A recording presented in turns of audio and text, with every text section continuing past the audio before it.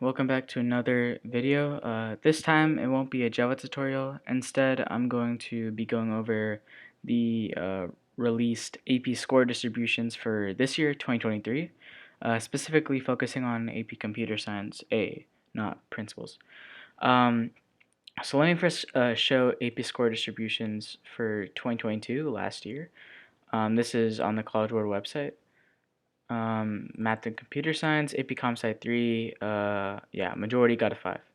This is what most people, including myself, anticipated would happen this year again, with, obviously passing, um, having a pretty good percentage, honestly, going in about two-thirds, 67%, and yeah. So I was looking forward to the test, you know, um, yeah, but then we go to this year.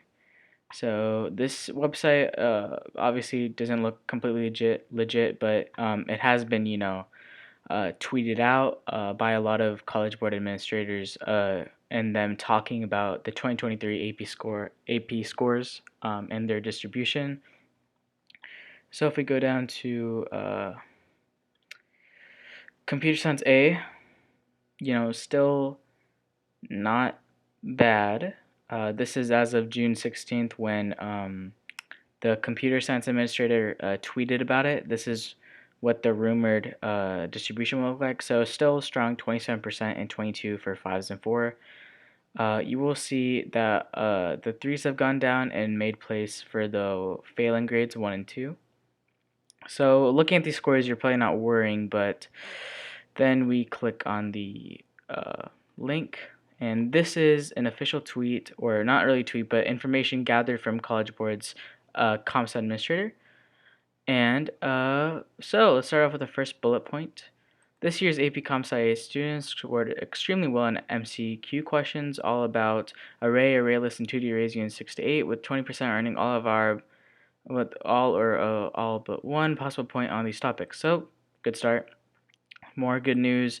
This year's AP Comp Sci A students demonstrated slightly stronger mastery than last year's. The scores have risen, even as educators have expanded access to 19% more students than the prior school year. So that's actually really nice that scores have risen despite expanding the platform for the exam. And 18 students so far out of 96,000 worldwide have earned all 80 out of 80 points on this exam. We'll notify them and their schools in the fall when all late exams are scored. Now, AP Computer Science A students generally earn strongest scores in the free response question Q3 about array list. 31% earned 8 out of 9 points out of 9 possible. However, the most challenging question on this year's AP Comp Sci A question was Q4. 34% of students earned a 0 out of 9 possible. 34%, so a third of test takers got 0 points on this FRQ. Now, if we actually go and look at the FRQ that was released, and if we go, that was QA, this is Q2, this is Q3, this is what most people did good on, and this is one was about weather data and all that stuff, and then Q4, and then this honestly didn't seem that hard to me. I just feel like the reason that most people probably got zeros on it was because of their timing, considering that they spent a lot of time on the first 3 questions, they probably just didn't even get to the 4th question. That's why I think this happened. Otherwise, this question was actually pretty easy, to be honest. Yeah, so obviously, it's not terrible. The score distribution, it's still, decent, especially compared to other, exams. But yeah, I mean, that was especially shocking.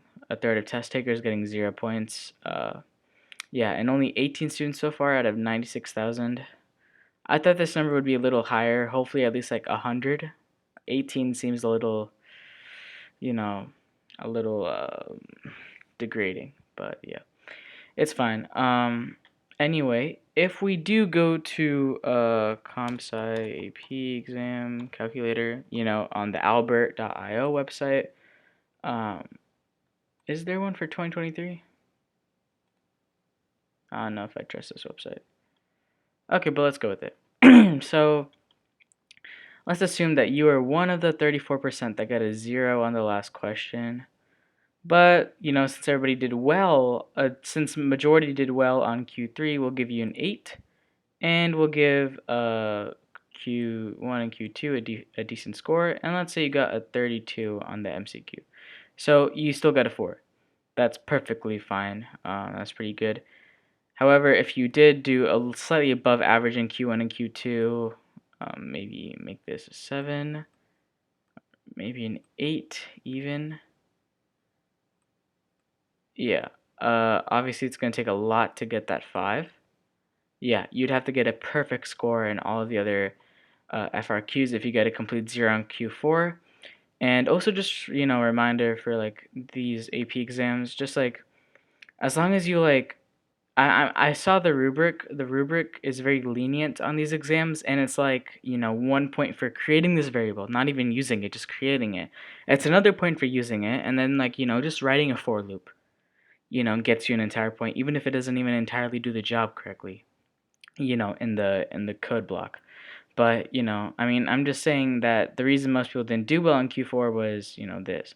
But I mean, if you did average on all of the FRQs, then you should still be fine.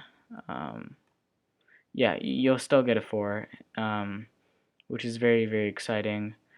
Uh, and if you were one of the 20%, I'm assuming you guys did extremely well on the MCQ, and so yeah, you guys probably got a 5. But